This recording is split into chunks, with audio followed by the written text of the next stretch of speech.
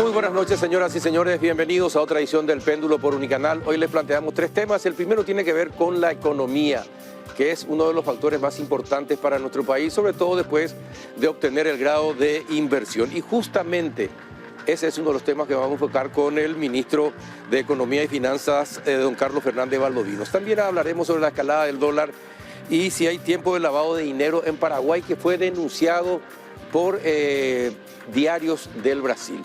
A ver qué conocimientos tiene el ministro de Economía y Finanzas de ese hecho, qué estaría dándose en bancos paraguayos. En el segundo bloque vamos a hablar con el ministro del Interior, Enrique Riera, acerca de todo lo que es la lucha contra el crimen organizado y lo que pasó el lunes con la muerte del diputado Lalo Gómez en Pedro Juan Caballero. Y el último bloque acerca de la preocupación que existe en el mundo acerca del nuevo virus que azota el Congo por sobre todas las cosas y otros países. En Colombia también hay muchos casos de virus del mono. De ese tema vamos a hablar con la doctora Andrea Ojeda de la Dirección de Vigilancia Sanitaria del Ministerio de Salud Pública. Antes de comenzar el debate, les invito a compartir un rico café Lavazza, que es reconocido como un café de alta gastronomía que permite degustar un producto con aroma, cuerpo y sabor inconfundibles. Presente en los mejores restaurantes y supermercados del país. Café Par representa y distribuye Lavazza, el expreso italiano por excelencia. Pausa y ya iniciamos el debate.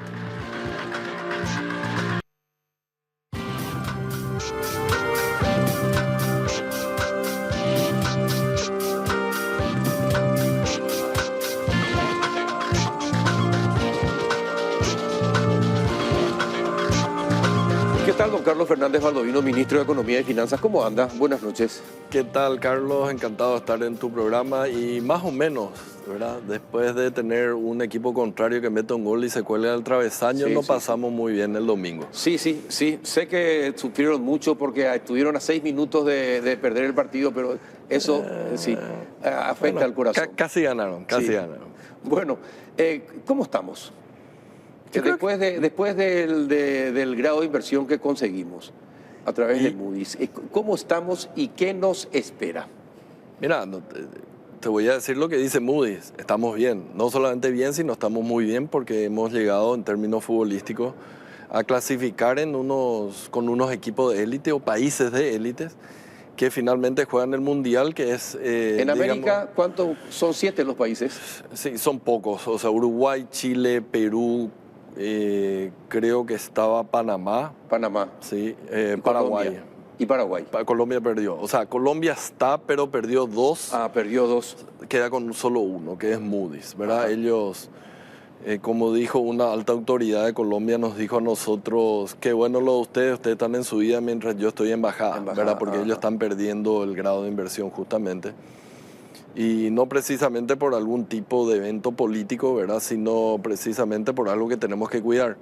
Ellos después de la pandemia nunca ajustaron las cuentas fiscales y finalmente ya el mercado, como las calificadoras, están desconfiando de lo que pueda pasar con Colombia de acá para adelante. Pero de nuevo, la respuesta es, yo creo que muy bien. Esperemos seguir por esta misma senda. A mí me gusta tener esto y hay que festejar, digamos, porque se merece el trabajo de tanto tiempo. Finalmente está rindiendo sus últimos frutos, porque siempre rindió frutos. Se crearon empleos, se bajó la pobreza, etcétera, pero ahora ya que las calificadoras te reconozcan es importante.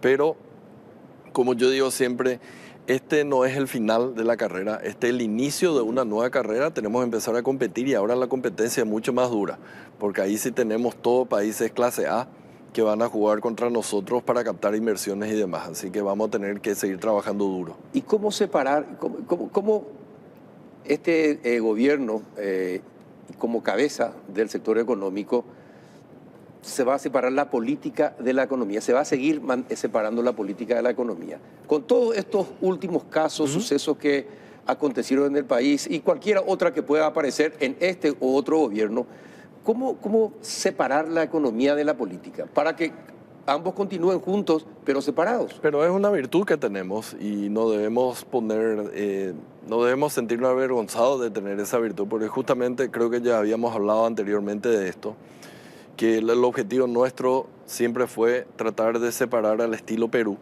que te cambia presidente, no cada 6 meses, pero es una exageración, pero cada 6 meses te cambia de presidente, que es un evento político enorme. Sí. Y ellos siguen siendo grado de inversión por todas las calificadoras. Entonces consiguieron separar lo político de lo económico y nosotros estamos consiguiendo eso. O sea, se entiende de que Paraguay no es el país perfecto, tiene muchos problemas, incluso en lo económico hay cosas que tenemos que mejorar. Pero hemos tenido esa virtud de decir, bueno, está lo político, pero eso no afecta a lo económico. O si tiene un efecto, el efecto es mínimo. Entonces es lo que le decía a alguna gente cuando me preguntaba de esto, porque acá muchas veces ronda el pesimismo permanente. Somos profesionales del pesimismo muchas veces. Y cualquier evento, incluso la salida de Lea, era objeto de una columna donde las calificadoras iban a estar molestas por la salida, cuando que Lea realmente nunca habló con ninguna de las calificadoras durante este gobierno. Fuimos nosotros y el Banco Central y el presidente de la República. Entonces nosotros tenemos que tener esa virtud, seguir trabajando y mostrar de que las fortalezas nuestras compensan algunas debilidades que tenemos. Nunca tenemos que negar las debilidades que tenemos que decir, reconocerlas y decir estamos trabajando para mejorar.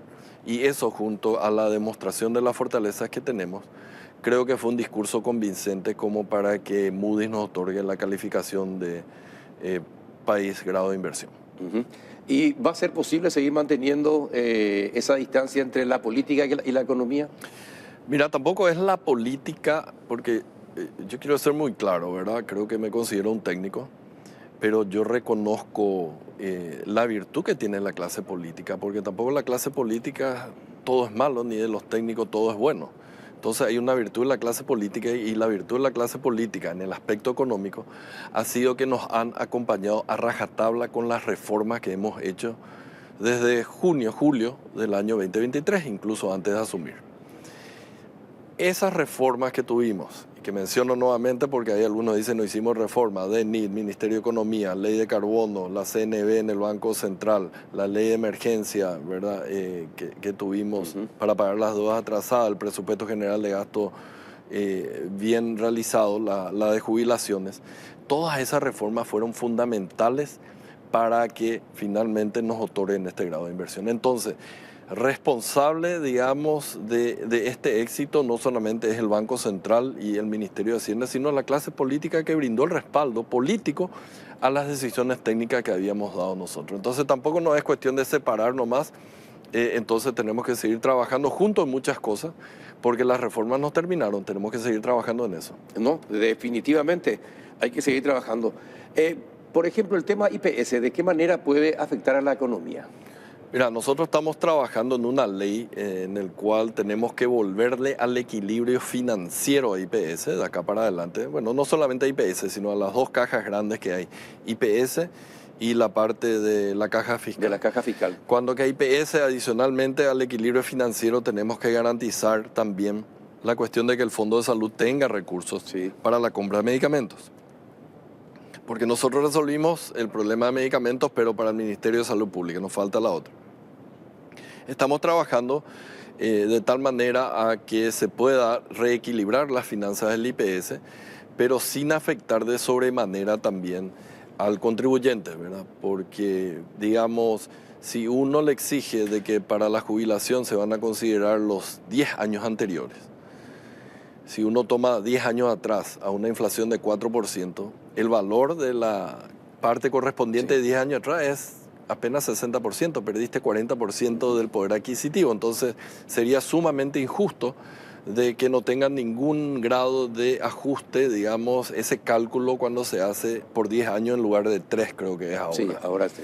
El de 3 es exagerado, te lleva a un desequilibrio grande y nosotros tenemos que garantizar que haya equilibrio, pero sin pisarle, digamos, al contribuyente en el sentido de que se reduzca mucho su beneficio. Estamos trabajando en eso y también estamos trabajando en ver cómo proveerle de recursos a IPS del Fondo de Salud.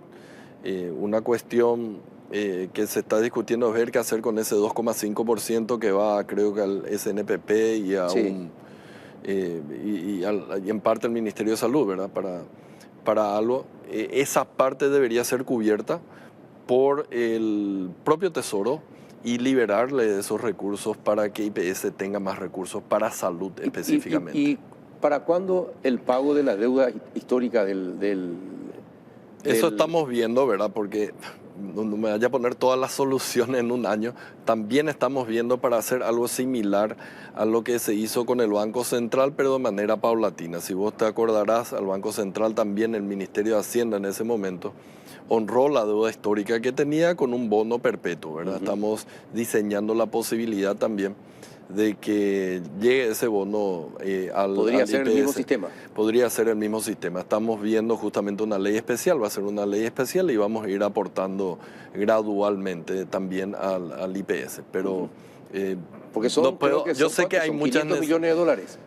Más o menos. Más o menos. Yo sé que hay muchas necesidades, Sí, Carlos, pero lo que muchísimas. tenemos que tener es difícil, ¿no? Pero tenemos que tener la paciencia de saber que esto va a ser una evolución, no va a ser una revolución, como yo digo. Vamos a ir solucionando los problemas de a poco.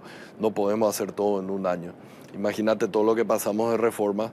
Entonces ahora empieza un segundo año en donde vamos a seguir con las reformas y vamos a ir atacando muchos de los problemas que todavía permanecen ahí. Por eso hablaba yo de la cuestión económica, que no todo es perfecto, tenemos que seguir trabajando. Ajá, pero está en vista entonces Está en vista de la solución de esa está en deuda. vista tanto la solución para el IPS en general, porque la deuda es una parte del problema que puede haber, y también la solución de la caja fiscal, tenemos que trabajar en eso. ¿Y cuál es la solución para la caja fiscal? ¿Y cuándo, así como están las cosas, cuándo podría reventar? No, tampoco es Ojalá que que vamos nunca, a reventar. ¿verdad? Sí, Ojalá que nunca, pero Yo si no creo- se toman las medidas adecuadas, ¿cuánto tiempo más podemos aguantar? Mira, el tiempo donde va a reventar va a ser mucho después del tiempo que vamos a tomar la decisión para cambiar algunas cosas ahí de tal manera de hacerlas sostenibles.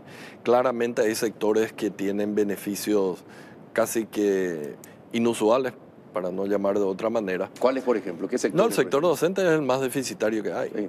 O sea, y eso lo saben todos, y mismo policía los y dos, los militares y también, también, ambos, y lo saben ellos. Y bueno, entonces tenemos que ver porque esto va a impactar. Ellos pueden tener beneficios extraordinarios, pero imposibles de pagar, entonces no les sirve a nadie. Tenemos que sentarnos entre todos y ver cuál va a ser la solución. Porque tampoco es que hay excesos de recursos, por más que la DENIT está haciendo un buen trabajo, como para afrontar todo el agujero que están teniendo estas cajas. ¿Va a ser posible que como ministro de Economía y Finanzas puedas iniciar todos los procesos o habrá algunas cosas que va a patearse para el próximo gobierno? ¿En qué sentido? Y de todas estas soluciones que estamos hablando, de todo, la caja fiscal, del IPS. Mira, la velocidad con la que vinimos el primer año, si seguimos en el segundo año, yo creo que muchas de estas cosas vamos a estar no solucionando ya durante este gobierno. No, en este año, yo no estoy hablando luego de este gobierno. O sea, yo no miro nunca que podemos estar 5 años, yo miro que tenemos un segundo año donde tenemos que lanzar una nueva carrera y tenemos que seguir atacando las debilidades, y la prioridad es en este momento la cuestión de la ley del servicio civil, ¿verdad? Que tiene que reemplazar la 1026. Tenemos una ley de seguros nuevo que tiene que tener, porque es la única parte del Banco Central que no se modernizó, ¿verdad? Tenemos una nueva ley ahí. Y tenemos que empezar a trabajar también en todo lo que es la caja fiscal. Así que esperemos trabajar de acá para adelante en eso, y en el transcurso de este año tener por lo menos un proyecto de ley para discutir. Esas son las prioridades. Yo creo que son las prioridades. Desde el punto de vista financiero, yo creo que sí. Son las 3 leyes que creo que son fundamentales. Van a haber otras, ¿verdad? Hay una nueva ley de APP que también es importante, porque dado que el fisco tiene menos espacio para gastar en infraestructura, tenemos que encontrar la inversión del sector privado. Ahora que somos grado de inversión, va a ser mucho más fácil atraer ese sector privado en infraestructura, pero la ley de APP que tenemos es del año 2013, tiene 10 años, y aprendimos mucho, principalmente en lo que se refiere a iniciativa privada, que es básicamente el sector privado encuentra una obra interesante para hacer donde el sector público no había visto, porque tenemos muchas distracciones, y ellos vienen a proponer eso. Vamos a fomentar mucho lo que es iniciativa privada con la nueva ley de APP. Ajá. Año de elecciones. Falta todavía. Sí, sí, pero se viene en las municipales. Sí, el 26. Sí, se viene. Y normalmente el presupuesto se eleva en estos años, aumentan el presupuesto general de gasto de la nación, porque hay que solventar las campañas de muchos intendentes en muchos municipios. ¿Cómo vas a evitar que se siga haciendo eso? De la misma manera que evitamos los últimos casi 20 años, excepto el año 2011, ¿verdad? Pero si ocurre algo igual a 2011, nosotros vamos a tener el coraje de vetar, ¿verdad? Cuando es algo totalmente inaceptable. Yo hasta ahora no entiendo por qué ese año 2011, en el cual se subieron los salarios por 30%, no se tuvo el coraje de vetar, ¿verdad? Porque se podía, porque nosotros lo hicimos después, durante el gobierno de Cartes, se vetó en el año 2017, creo que fue el veto que se hizo con Santiago Peña. Entonces está el instrumento cuando hay abusos, uno tiene el instrumento para tratar de parar los abusos, pero de todas maneras, exceptuando ese 2011, que no se vetó, tenés una historia linda durante mucho tiempo donde se mantuvo la estabilidad fiscal, entonces eso no me preocupa. Yo creo, no me preocupa para nada. Bueno, ¿y qué pasa con la escalada del dólar? Y así como está el mundo, porque sé que sos un conocedor, estuviste en organismos multilaterales, estás permanentemente informado de lo que pasa en el mundo. Bueno, lo que pasa en el mundo, ¿de qué manera nos va a afectar y cómo tenemos que enfrentar? Mira, yo no estoy muy preocupado. Entiendo que está casi 7.570, creo que pusiste ahí. Sí, pero esto va hasta fin de año. Uno ve y puede estar más arriba, puede estar más abajo, ¿verdad? Porque depende de lo que haga, por ejemplo, la Reserva Federal ahora en el mes de septiembre. Pero el fortalecimiento del dólar es un fortalecimiento del dólar, no es una depreciación del guaraní, en el sentido de que el dólar se está volviendo mucho más fuerte en todos lados. Entonces es el mismo titular, escalada del dólar. Si vos mirás Perú y es lo mismo, México lo mismo, entonces Argentina lo mismo. Entonces no es una cuestión, porque no es un síntoma de Paraguay, de la economía paraguaya, sino es directamente lo que está ocurriendo a nivel mundial. Y un 5% en escalada del dólar, para mí no tiene nada de que nos va a llevar a una hiperinflación o algún problema mayor. Yo creo que está dentro de los parámetros de flotación que debe tener una moneda, y el Banco Central tiene como 10.000 millones en caso de que esto se vuelva incontrolable, que no creo, claro. Pero quiero recordar un poco lo que me tocó pasar a mí en el año 2016, creo que fue, o 2015-2016. A partir del 2014 se termina el boom de los commodities, el boom de las materias primas, y empiezan a bajar primeramente los minerales y demás, y finalmente la soja, que creo que ese año bajó alrededor de 40% en el precio. Nosotros dejamos que la moneda norteamericana se vaya 26%.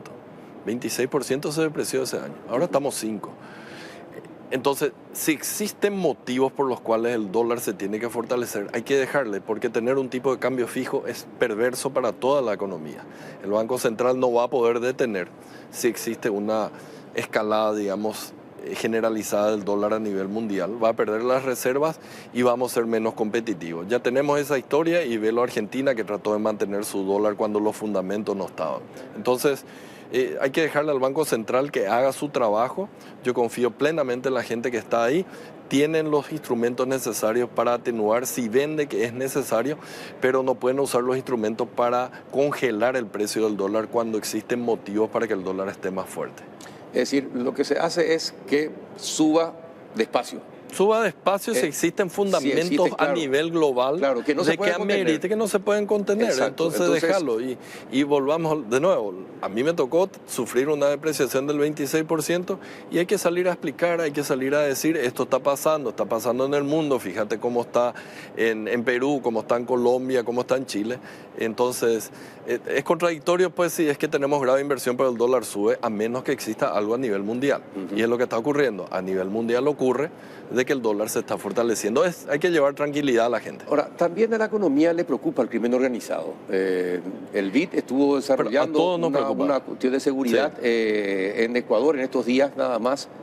Y bueno, los multilaterales están en ese tema en este momento, porque justamente ven de que el crimen organizado no es un problema nacional, sino es un problema transnacional.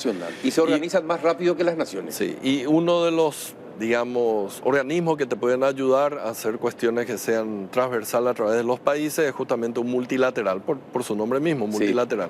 Entonces, sí, yo estuve hablando con Ilan, él está muy interesado en toda la cuestión de crimen y en el fortalecimiento de las cuestiones de seguridad en cada uno de los países de la región. O sea, no es el típico inflación o cambio climático siquiera o lo que sea, ya la cuestión de seguridad, ellos tienen una unidad especializada en eso y van a estar trabajando con los países así como con otros organismos. Así que bienvenida a esa ayuda porque no podemos ignorar de que el grado de violencia está subiendo en toda la región. ¿Y de qué manera el crimen organizado afecta al sistema bancario en Paraguay? Porque hay informaciones que vienen del exterior de la supuesta utilización de bancos paraguayos para el lavado de dinero. Es decir, ¿cómo se controla que eso no ocurra y si ocurre que sea lo mínimo posible? Claro, yo no te puedo afirmar ni desmentir de que exista eso, ¿verdad? En el sentido no me consta.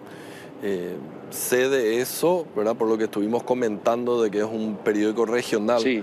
De que está diciendo, pero una vez más no me sorprende, ¿verdad? Que un medio brasileño esté tratando de culpar acá a Paraguay, es típico de eso. Al otro lado parece no Brasil, sino el Vaticano, son todos santos ahí al otro lado. Cuando que es un problema lo que acabamos de decir, transversal a través de los países. O sea, si hay acá problemas, ya también hay países. Ahora, la cuestión del sistema bancario paraguayo, yo creo que acabamos de pasar la evaluación de Gafilat y no fue en este gobierno, así que yo le felicito al gobierno anterior que demostró las fortalezas que tenemos, probablemente tenemos debilidades, pero acabamos de pasar un examen de Gafilat. ¿Querés más? La presidenta de Gafilat es la ministra de la CEPRELAT en este momento. Paraguay tiene la presidencia de Gafilat y viene un periódico regional brasileño diciendo que acá me sorprende, o sea, no me sorprende en el sentido de que estoy acostumbrado a que ellos tiren de este lado. Pero parece que es a propósito, ¿verdad? Pero casualmente aparece la información el día en que aparece la imputación contra 5 personas por el caso del diputado Gómez y está el dueño de un banco y el otro miembro del directorio. Entonces, la imputación, digamos, no implica culpabilidad y tenemos que ver qué es lo que van a hacer. Yo creo que tanto la Fiscalía, por su lado, que es una cuestión penal, como el Banco Central van a ver los antecedentes y van a actuar concorde a a lo que encuentren, ¿verdad? El punto es agarrar y encontrar y eliminar, digamos, los problemas que pueden haber en términos de lavado de dinero, pero yo disiento con aquellos titulares generados por un senador de que éramos un paraíso de lavado de dinero acá y finalmente pasamos el examen de Gafilat, no se condice. Entonces, tengamos cuidado también con lo que estamos diciendo y dejemos que las instituciones encargadas de la prevención del lavado de dinero trabaje la CEPRELAT, trabaje el Banco Central y en todo caso trabaje la Fiscalía si encuentra algún crimen. Por último, todo esto que pasó, de alguna manera, todo esto se conoce rápidamente en el mundo, ¿afecta la imagen económica del Paraguay? Mira, de nuevo, no somos el país perfecto, nosotros tenemos esa virtud de saber diferenciar, pero si yo todo el día voy a estar enfatizando solamente mis debilidades, no voy a llegar a ningún lado. Yo prefiero enfatizar las fortalezas que tenemos, ¿verdad? Afecta la imagen como afecta la imagen y mucho más la cuestión de tener grado de inversión. Entonces hay eventos, todos los eventos te van a terminar afectando, pero es una cuestión de vos generes un poco noticias positivas sobre todo lo bien que estás haciendo y no concentrarte en los problemas que tenés en cualquier campo, sea económico, sea político, sea social, porque si no, no vamos a llegar a ningún lado.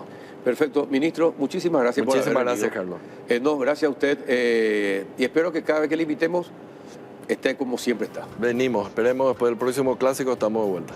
¿Tanto tiempo? No, tampoco. 10 semanas.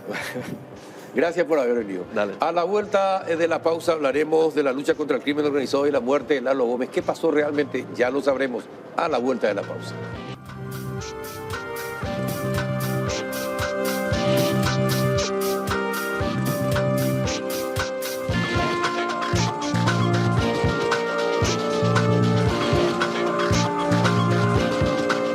Y ya estamos acompañando al doctor Enrique Riera, ministro del Interior. ¿Qué tal, ministro? Buenas noches, ¿cómo estás? Bien, bien, Carlos. Muchas gracias por la invitación. Siempre es un gusto asistir a tu programa y compartir con tu audiencia. En honor a la verdad y a los años que nos conocemos, estoy un poco cansado. Sí, ¿verdad? se nota. Desde el lunes a las 4 de la mañana estamos con pocas horas de sueño, pero de alguna manera satisfecho porque el esfuerzo, en mi opinión, está empezando a dar resultados, intentando equilibrar una opinión pública que está con información segmentada, con intereses creados, con algunos oportunismos.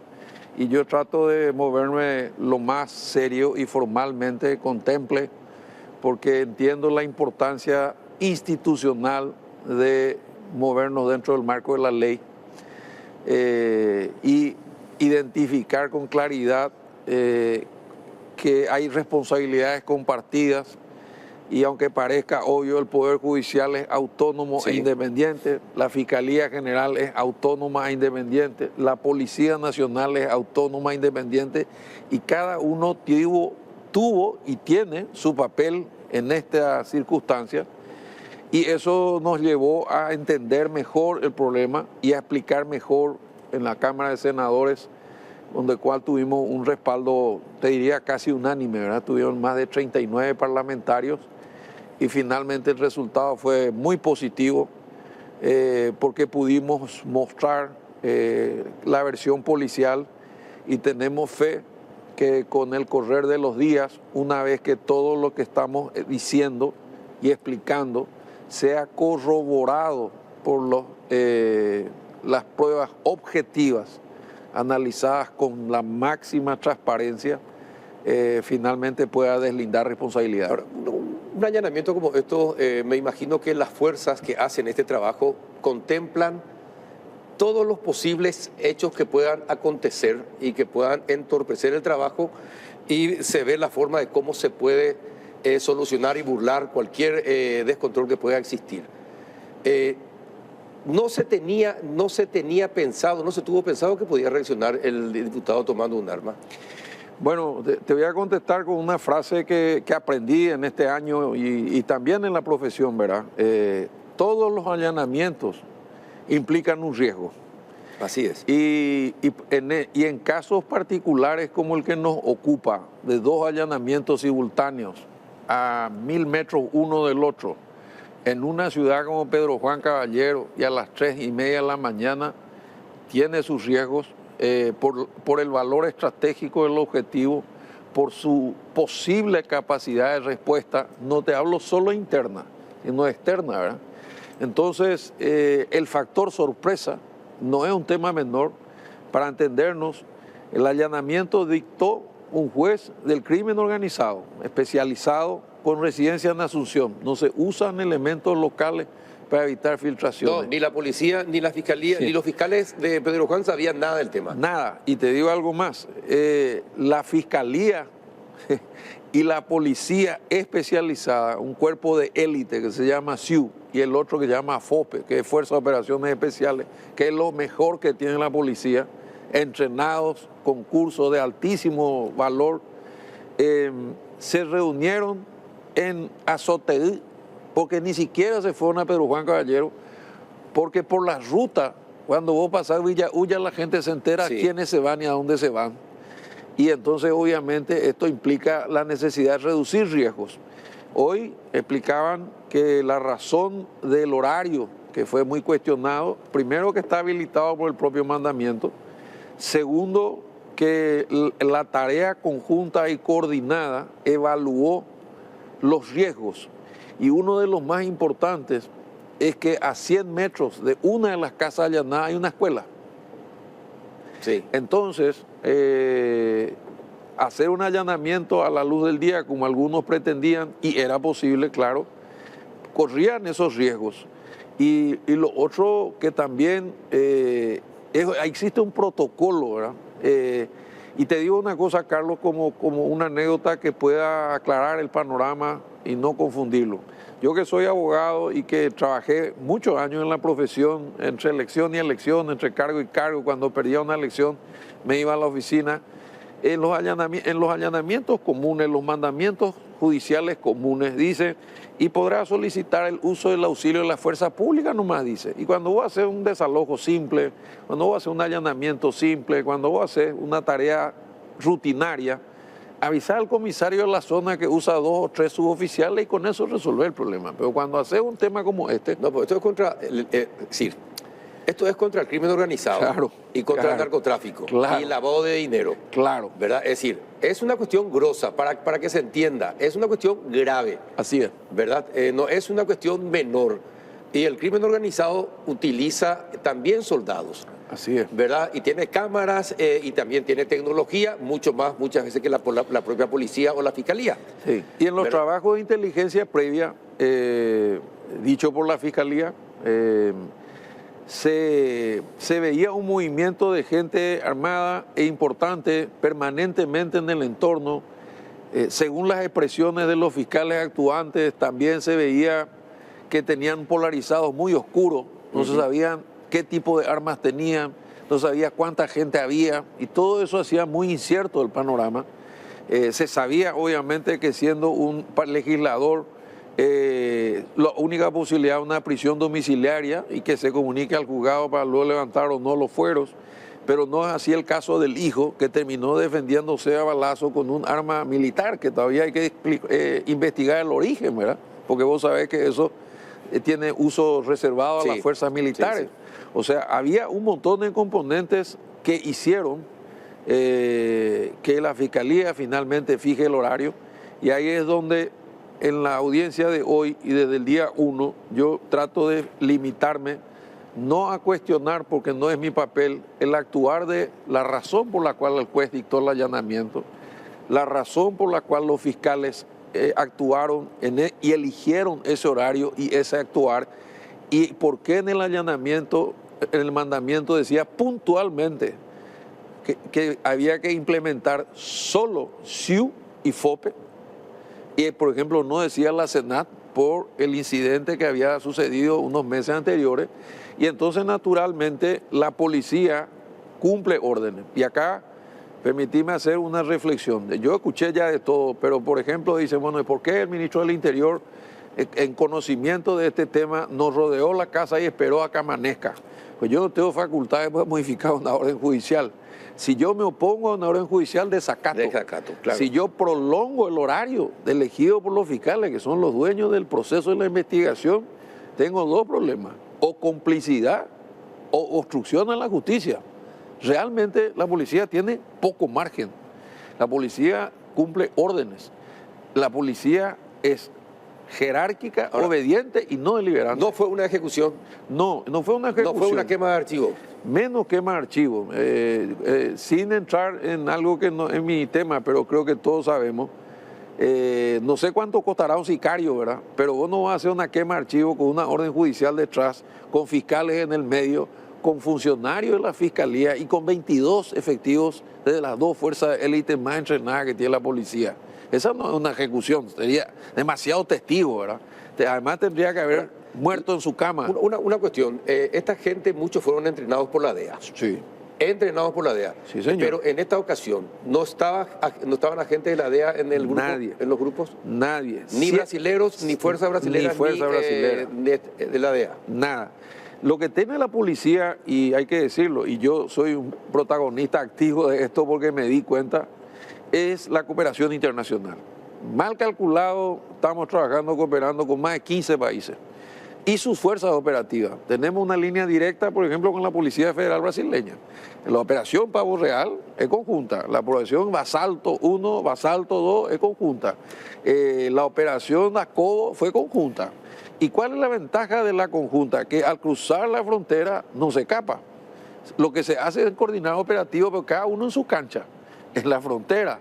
Porque si no, cruza la frontera y se te acaba la jerarquía. Acá adentro nadie tiene competencia, solo la Policía Nacional. Te digo más, y esto es importante, solo la Policía Auxiliar de la Justicia, Carlos. O sea, vamos a suponer un coronel entrenado como los que tenemos en la FTC, o un capitán de eso que le pega a una tapa de Coca-Cola a 700 metros. Bueno, ellos no pueden detener a una sola persona, no pueden allanar, no pueden despejar la ruta, ni hacer un desalojo. Pero una cosa, ministro, que me llama la atención. Históricamente, usted lo sabe, el Amambay ha sido la zona roja de Paraguay. Sí. Históricamente, desde tiempos inmemoriales, desde la época de la dictadura, y sigue siendo, ¿verdad? No ha cambiado. Solamente que la violencia y la delincuencia se extendió por el país. Hoy están en Canindeyú fuerzas especiales. Están en Itapúa fuerzas especiales. ¿Y en Misiones? En Misiones. ¿Y en Ñembucú? ¿Y por qué no? ¿Y por qué no en la histórica zona roja paraguaya? ¿Por qué no? No, pero están en Amambay. Pero... Bueno, te voy a dar un dato que puede sorprenderte. Cuando yo asumí, quise conocer la FTC, que siempre escuché hablar, pero nunca estuve. Sí. Y me fui, ¿verdad? Me fui con el presidente inclusive, ¿verdad? Y cuando vi lo que vi, se me hinchó el pecho. No, orgullo. totalmente. Nosotros hicimos un programa de la FTC. Bueno, entonces no hace falta que te dé más datos. Bueno, ahí me enteré que están en Concepción, en San Pedro y en Amambay. Y es más, la original FTC, el cuartel que se ve de arriba, bueno, empezó a extender sus brazos en lo que ellos le llaman SAP, Subárea de Pacificación. Yo no conocía, tiene 8 SAPs. Bueno, y en cada SAP hay un pequeño contingente muy bien equipado que no solamente hace labores militares o policiales o de control interno o de persuasión. Bueno, para darte un dato, la SAP que se estableció cerca de Pedro Juan, en Amambay, en una de las fincas de uno de los narcos, requisada por Senavico, en 6 meses de presencia redujo el sicariato un 50%. ¿Escuchaste las cifras? Yo no creía, me mostraron, me comprobaron, me senté, me hicieron la presentación y no pude más que darle la razón, ¿verdad? O sea, la fuerza, el poder de fuego que tiene el CODI, Consejo de Defensa Interna, el trabajo que se hace desde CODENA, lo que es el BIMI, el Batallón Militar de Inteligencia, que tiene la única certificación internacional antisoborno.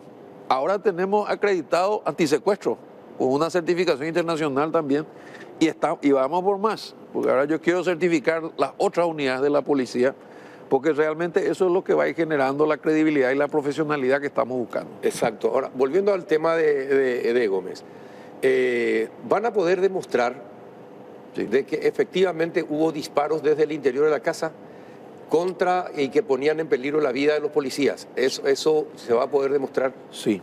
Mira, hoy hicieron la presentación. Sí. Y me contaste al inicio de que salieron, es decir, cambiaron su parecer. Sí. Muchos de los senadores incluso felicitaron el trabajo. Sí, como yo soy senador con permiso y muchos de ellos repitieron mandatos, son amigos, conocidos.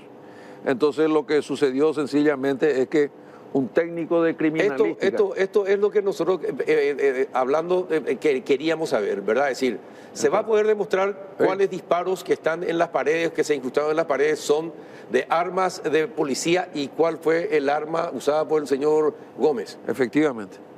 Se va a demostrar científica y objetivamente. Lo que estás mostrando es un trabajo hecho por un profesional extraordinario, paraguayo, como la mandioca, el comisario Cantero, a quien ayer a la tardecita noche yo le pedí al comandante, tenemos alguien que nos pueda mostrar de acuerdo a los elementos probatorios de la policía. Esta es la versión esto, por ejemplo, policial. ¿qué está mostrando esto? Esto está mostrando el lugar del impacto de las balas. Ese marco de la puerta, bueno, ahí arriba y ahí abajo, estás viendo 2 balazos que son del calibre 9 milímetros, del arma del diputado Gómez. Diputado Gómez. Sí.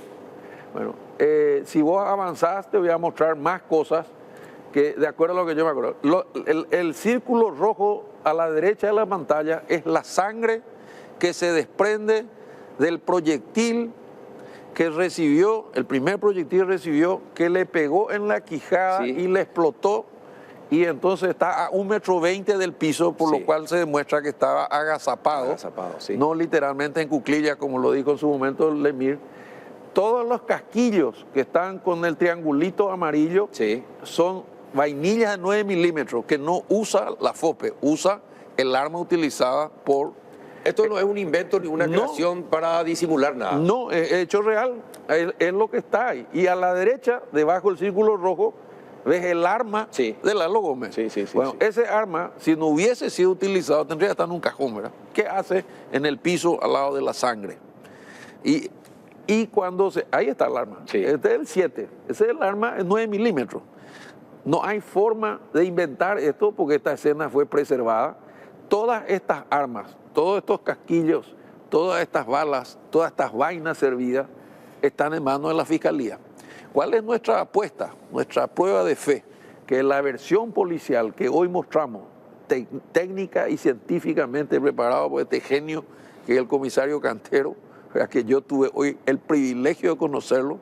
Y cuando yo conté que traía esto, los senadores dijeron, bueno, ¿y quién nos muestre? Bueno, pasó él con 2 varillas y nos mostró por dónde entró y por dónde salió cada bala, los orificios, las distancias. Si avanzás en la presentación, vas a ver cosas más sorprendentes. Esa es la representación de arriba y vas a ver dónde estaba el tirador de la policía, el charco de sangre, dónde estaba el diputado, dónde está la pistola. Esta ubicación real, en el dormitorio del diputado y el pasillo de aproximadamente 5 metros, y dónde están los casquillos de un calibre de arma larga que usa la FOPE. Bueno, y después avanzar y te voy a mostrar más cosas. Y ahí está la representación de lo que efectivamente sucedió. Cuando entraron a la planta baja y encontraron puertas abiertas, encontraron una que estaba cerrada. Y entonces eran 2 oficiales. Por reglamento, el que está a la derecha se parapeta y le dice a su camarada, abrí la puerta. Intentó abrir la puerta, estaba llaveada por dentro. Entonces grita, policía, allanamiento. Se escuchan ruidos, pero no se entiende qué pasa. Entonces, como está cerrado, le grita, patear y abrir la puerta. Al patear y abrir la puerta, sale el primer disparo, el primero, ¿verdad? Y los disparos de la puerta, eso que te mostré en el marco. El policía que... Esos son los de 9 milímetros. Son 9 milímetros. Sí. Y se ve el impacto porque ¿cómo te voy a decir? Las astillas de la puerta están detrás. Todo esto explicó con mucho mejor que yo, ¿verdad? Bueno, entonces, ¿qué pasó en ese momento, verdad? El policía que pateó la puerta y cuando sale el primer impacto de adentro, trastabilla y cae. El camarada cree que le pegó a él el tiro. Y aún así, escucha bien lo que te digo, parapetado y apuntando, hace 2 tiros de advertencia, gritando, policía, allanamiento. ¿Dónde dispara? En el mismo marco de la puerta, donde estaba, muy cerca donde estaba el diputado. Pero no le disparó a él. Y ahí salen otros 2 o 3 disparos del diputado. Todo esto se va a poder probar. Y entonces sí, baja la mira y lo elimina, ¿verdad? Esto es lo que explicó hoy. Pero como te estoy contando, con un detalle milimétrico, esta última representación es el resumen de lo que sucedió. El policía 1, el policía 2 y el diputado. Toda la escena del crimen fue preservada. Los fiscales tienen las armas de los 2 tiradores, tienen la famosa prueba de nitrito o parafina, tienen los casquillos, tienen los lugares perforados y tienen los plomos que quedaron en la pared. O sea, es imposible haber inventado esa escena. Si hubiese sido un ajusticiamiento, tendría que haber sido ajusticiado en su cama y tendría que haber bala ahí. Si no hubiese disparado, el arma no hubiese aparecido, no se hubiese encontrado. ¿Verdad? Si es que hubiese disparado desde afuera de la casa, entonces el tiroteo iba a ser en el jardín, no dentro, ¿verdad? ¿Cómo es que se entró adentro, se abrió la primera puerta, se gritó policía, allanamiento, y después, a pesar de haber recibido un tiro, hay 2 tiros de advertencia y después hay 3 tiros que finalmente impactan en el diputado? Bueno, esta es la verdad de la versión policial. ¿Y qué es lo que se buscaba? En realidad, ¿cuáles eran las pruebas que buscaba la policía? Porque esto es una investigación del 2021. Así es. ¿Verdad? Del 2021. Sí, señor.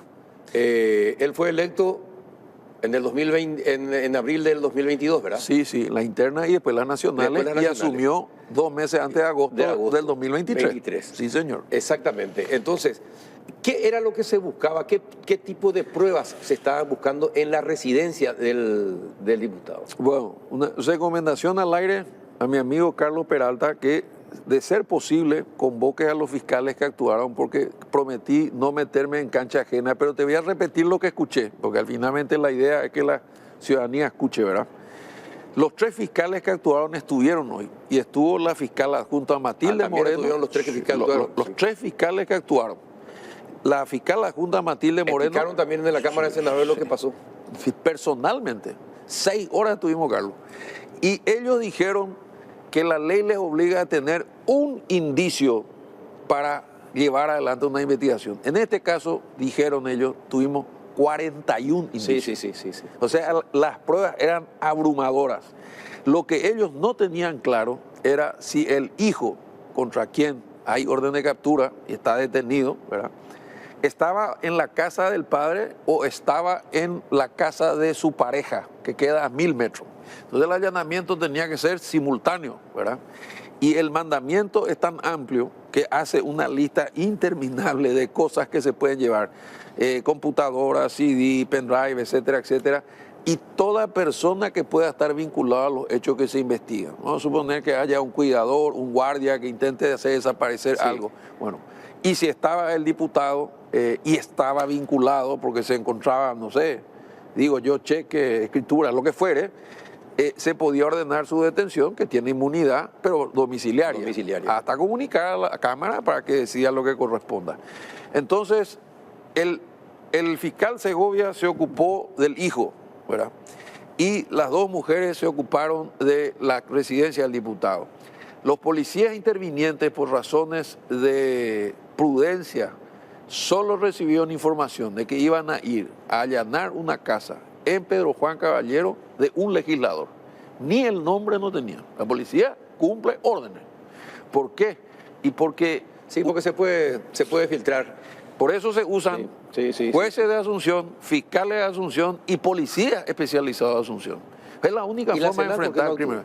Y la Senat no actuó, y le escuché declaraciones hoy a mi amigo Jalil Rachid, porque hubo filtración en un procedimiento anterior cuando se escapó un objetivo muy valioso para la policía brasileña, protegido, según la versión y la filmación y las pruebas que acompañaron, por el diputado Lalo Gómez, ¿verdad?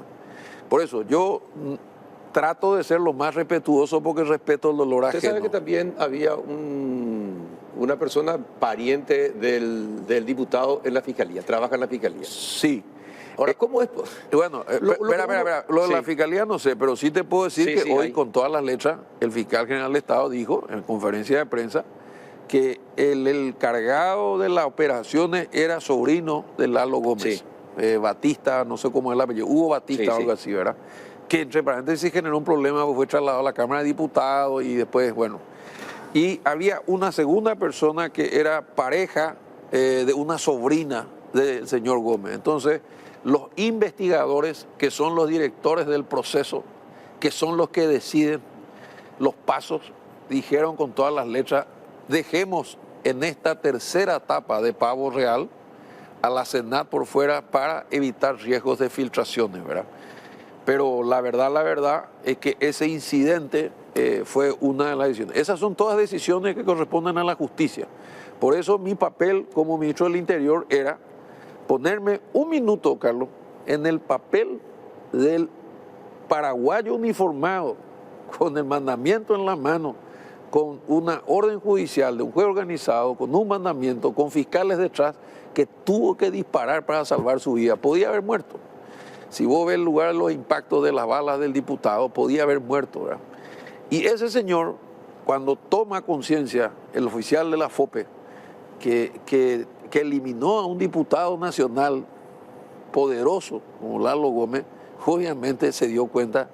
Y si nosotros no cuidamos a ese hombre, nunca más la policía se va a jugar por el crimen en las autoridades. Y nadie, porque ¿cuál era la solución política más fácil, Carlos? Evitar todo este despelote, cortar la cabeza del comandante. Yo renunciaba y me iba a traer a la Cámara de Senadores y a ese pobre tipo arresto. ¿Cuál es la implicancia de los otros que están en la imputación y sobre todo de los directivos de los bancos? Ahí ya entra el tema lavado de dinero. Sí, yo hasta donde sé, la imputación es para todos, de los cuales 3, uno falleció, ¿verdad? Que es Lalo, el hijo está preso. Sí. El brasilero detenido. En un lugar seguro. El brasilero lo detuvimos acá en Asunción porque el tipo se volvió y al volverse se tuvo que partir el equipo, ¿verdad? Porque tienen que ser simultáneos, si no se avisan. Y hasta donde yo sé, el presidente de la financiera o del banco está procesado, pero no está detenido. No está detenido. No. Hasta este momento. Hasta este momento no. Ajá.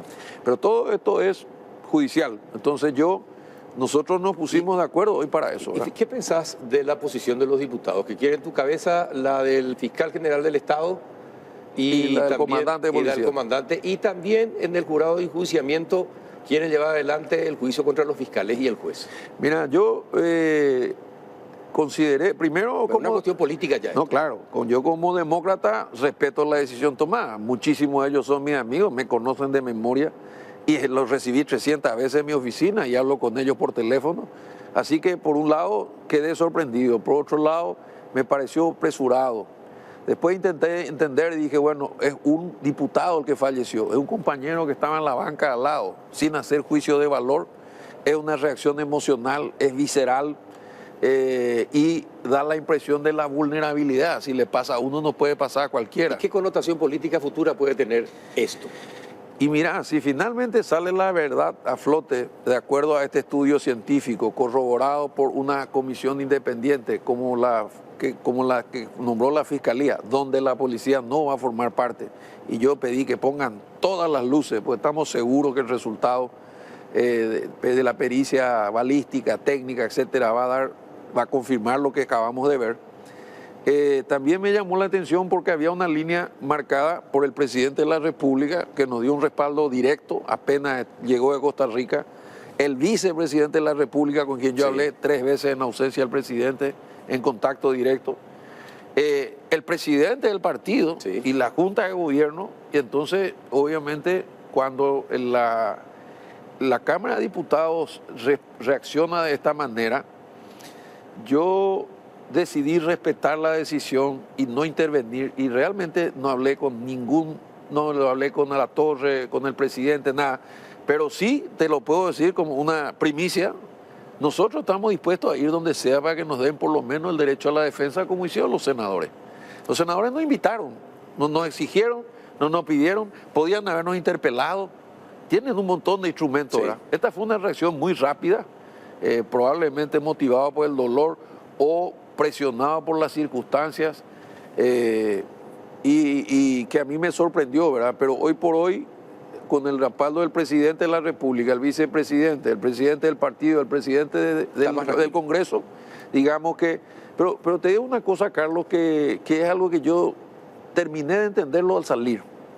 Cuando terminó la sesión de 6 horas y la conferencia de prensa, y yo me retiro del Senado, ya bastante cansado, digamos, pero tenía que irme al ministerio, tenía cosas que arreglar, firmar, resolver, porque Interín se había secuestrado a un niño, porque había que despejar la calle Artigas, porque hubo una balacera de persecución de los Mapitá, está limpio. Bueno, vos sabés que esto no para, ¿verdad? Me llamó la atención algo. Todos los policías del Senado, y yo soy senador con permiso, al pasar, mientras iba caminando, gracias ministro por defender la policía, gracias ministro por defender la policía. Y tienen su formalidad, entonces algunos se cuadran porque son más antiguos, te piden permiso. Bueno, yo les respondía, bueno, no me agradezcan a mí solamente, sino sobre todo a los senadores, ¿verdad? Y ahí dije, bueno, acá este hecho no menor va a impactar positivamente en la moral de 29.000 policías. Ojalá, ministro, muchísimas gracias por haber venido. Siempre un gusto, Carlos. Yo te dije, la próxima vez te voy a volver a pelear el primer bloque. Dale. Para tener más tiempo. Siempre que no sea el mismo día de Fernández Baldovino. No, tranquilo. Pero el ministro de Hacienda, el dueño de la plata. Claro, y por eso. Sí. Así mismo. Gracias, ministro. Gracias a vos. A la vuelta de la pausa vamos a hablar sobre el virus del mono con la directora de Vigilancia Sanitaria, la doctora Andrea Ojeda. Estate atento. A la vuelta de la pausa.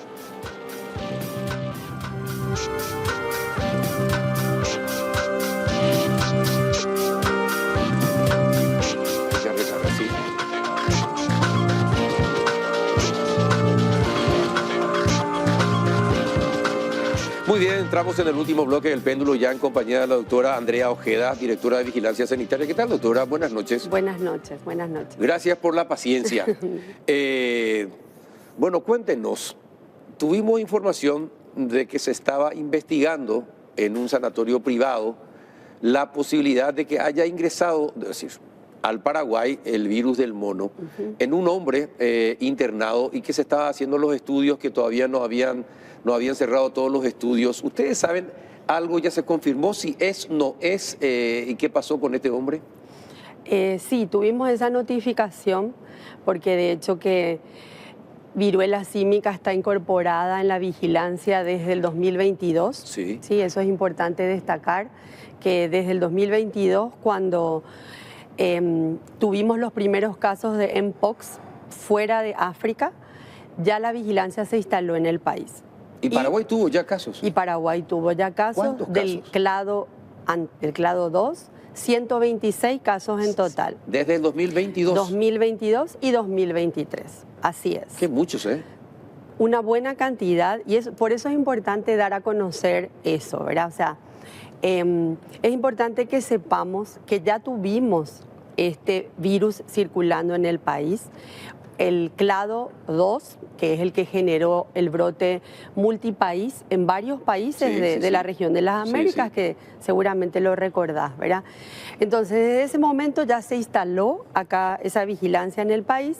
Y bueno, este año tuvimos hasta el momento 8 notificaciones, incluyendo a este último, y todas han sido descartadas. ¿Este último también ya fue descartado? Este último también fue descartado, bueno. Sí, así es. Entonces, y bueno, tenemos ajustado el protocolo tanto para el diagnóstico, ¿verdad? Y eso es lo que tenemos que dar a conocer hoy. ¿Cuál es la diferencia entre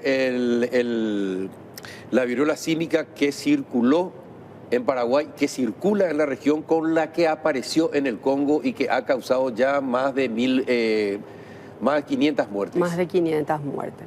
Bueno, justamente eso fue lo que el diagnóstico del clado 1B, que es otro clado dentro de este virus, es el que hoy se descubrió hace unos meses atrás, ¿verdad?, en la República Democrática del Congo. Es una mutación del anterior. Es otro clado, ¿sí?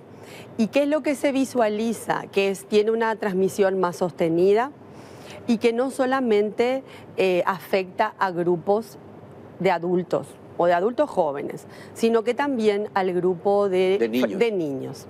Eso es lo que se vio en la República Democrática del Congo. Más casos, esta letalidad que mencionás, en este sí. Este clado sí, pero tiene una letalidad del 3,6, 500 como mencionabas, ¿verdad?, en la República Democrática del Congo. Y bueno, y eso es lo que se sabe hoy de este clado. ¿En qué otros países, además del Congo, ya se extendió? En los países cercanos de ¿Solamente África. En los países cercanos? Sí, ayer justamente tenemos una actualización permanente ahora, el hecho de que se haya declarado una emergencia de salud pública de importancia internacional a través de la OMS, hace que realmente la información sea actualizada prácticamente todos los días. Y justamente ayer se daba a conocer de que había un país de Europa que ya tenía un caso, que era una persona con un antecedente de viaje de esa zona, ¿verdad? Hasta el momento es el único lugar fuera de África. Todos esos casos que se están viendo ahora en nuestra región, Brasil, Colombia, Perú, Argentina, Corrientes, que de repente nos preocupa mucho más, ¿verdad? Todos esos todavía pertenecen al clado anterior, por decirlo de alguna forma, que fue el que también tuvimos en Paraguay. ¿Sí? Entonces, cuando hablamos de casos hoy en Argentina, sí, es verdad, pero no es este clado todavía. ¿Sí? Eso es importante, destacar. ¿Cuáles son los síntomas y por qué es más letal el que apareció en el Congo ahora? Los síntomas son fiebre, cefalea y unas especies de lesiones en la piel, llagas, ampollas, y son feas. Sí. La verdad que no son para nada a la vista agradables. Sí. Nosotros en el 2022 y 2023 justamente vimos los casos, tenemos un atlas, el personal de salud hoy está bien empoderado para poder manejar estos casos porque se hizo una cantidad de mesas de trabajo con expertos. ¿No hay vacunas para esta viruela? Hay vacunas que no se recomienda de manera masiva. La OMS hoy no recomienda una vacunación masiva. Sí, hay que ver si es posible o es factible poder adquirirlas para el periodo de preexposición, ¿verdad? O en el caso de algún contacto post-exposición, pero en algún grupo vulnerable de repente. Eso es lo que es importante mencionar. No es que si en algún momento se tenga que utilizar la vacuna, tenemos que vacunarnos todos, así como influenza, COVID, ¿verdad? Por dar un ejemplo. Ahora, ¿y qué cuidados tenemos que tomar? Porque me enteré que el Ministerio de Salud aconsejaba a sus médicos y a su personal que en los lugares donde hay reunión, hay conferencias, otra vez aparezca el alcohol, el agua, el jabón o lo que sea para lavarse continuamente las manos. Tenemos que volver a esas prácticas.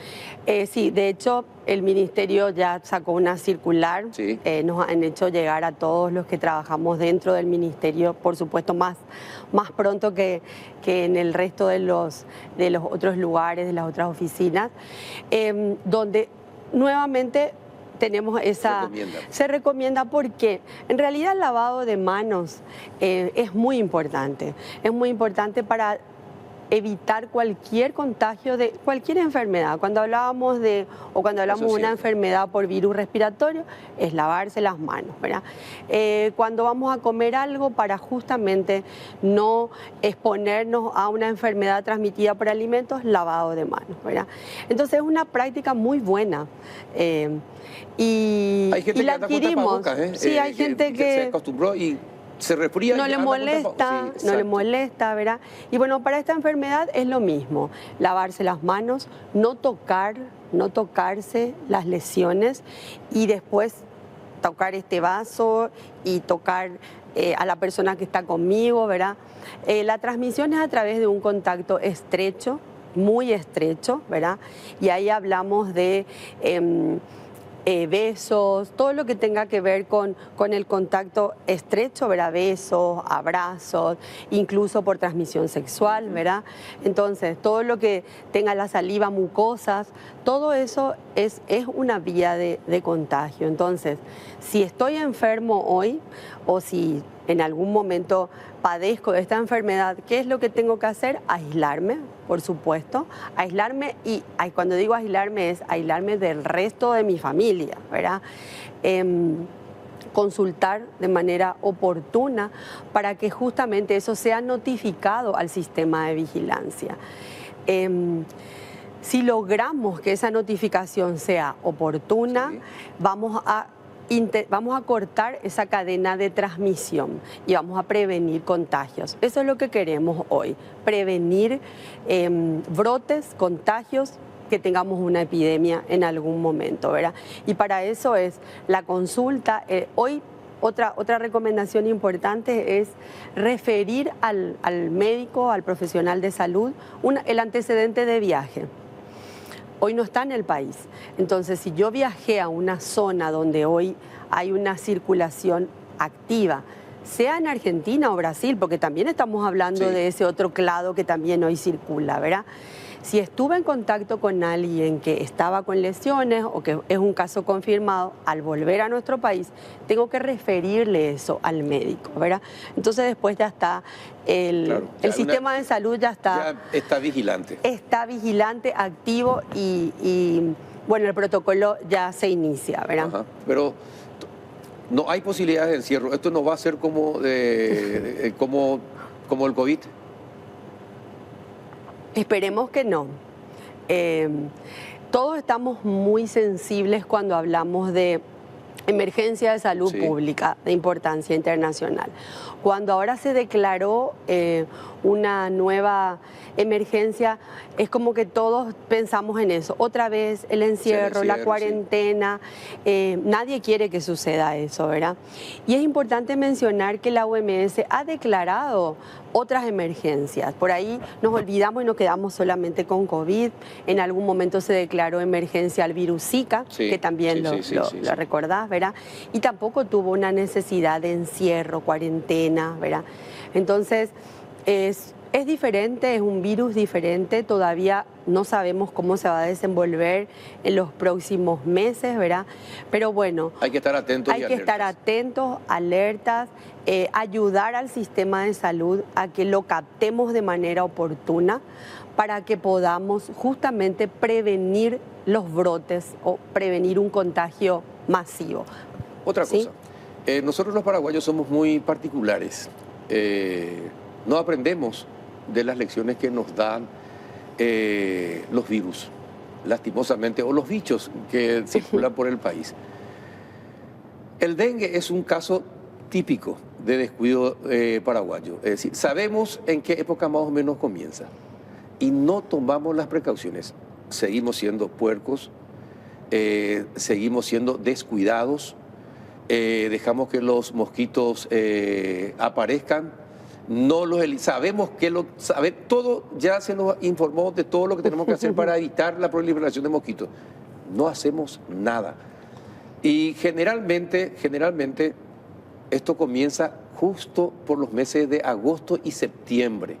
Empiezan los primeros casos de dengue y después allá por diciembre, enero, febrero, los hospitales llenos, ¿verdad? ¿Qué se puede hacer para que esta vez no ocurra eso? Bueno, sí, la verdad que es importante destacar que ahora estamos en el periodo justo interepidémico. Estamos con un descenso hace más de un mes de casos, de notificaciones, y es el momento ideal para poder prepararnos. Todos tenemos que prepararnos. Salud está haciendo su parte. Yo como ciudadana también debo colaborar.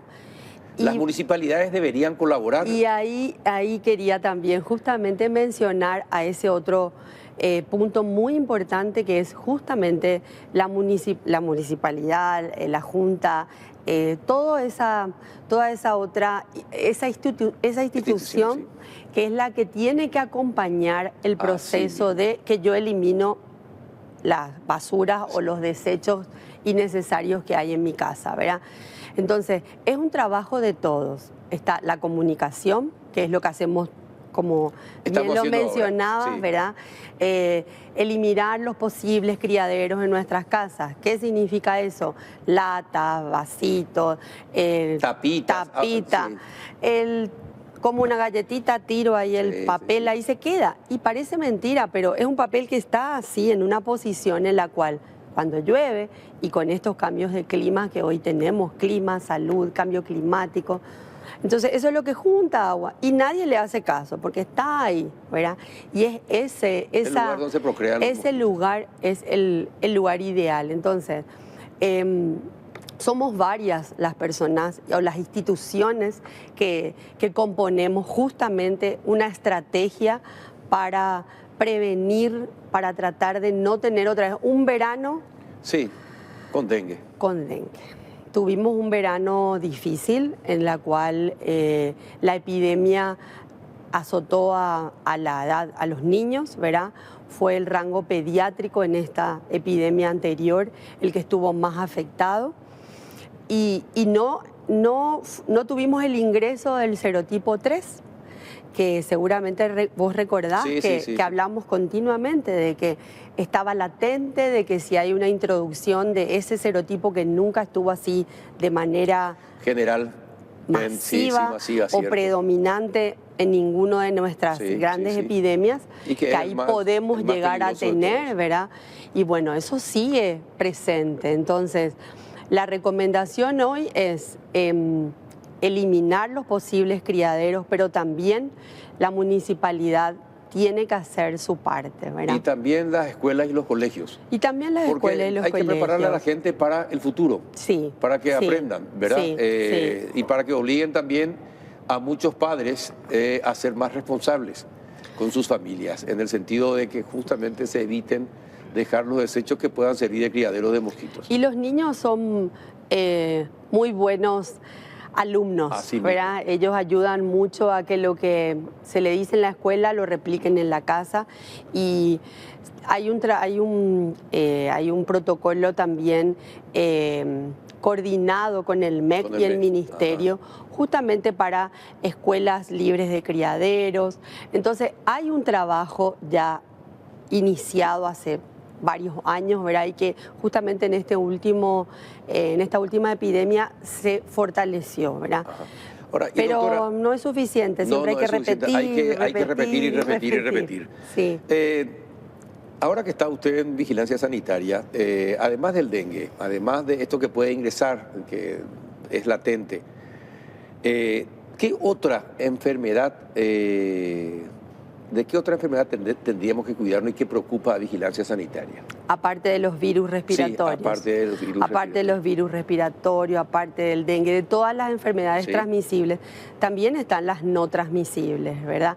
También es importante hablar un poco de la calidad de salud en las personas para comer bien, alimentarse bien, la obesidad, la actividad física, todo eso ahí, esos hábitos saludables son muy buenos para que previenen otras enfermedades, las cardiovasculares, la hipertensión, la obesidad.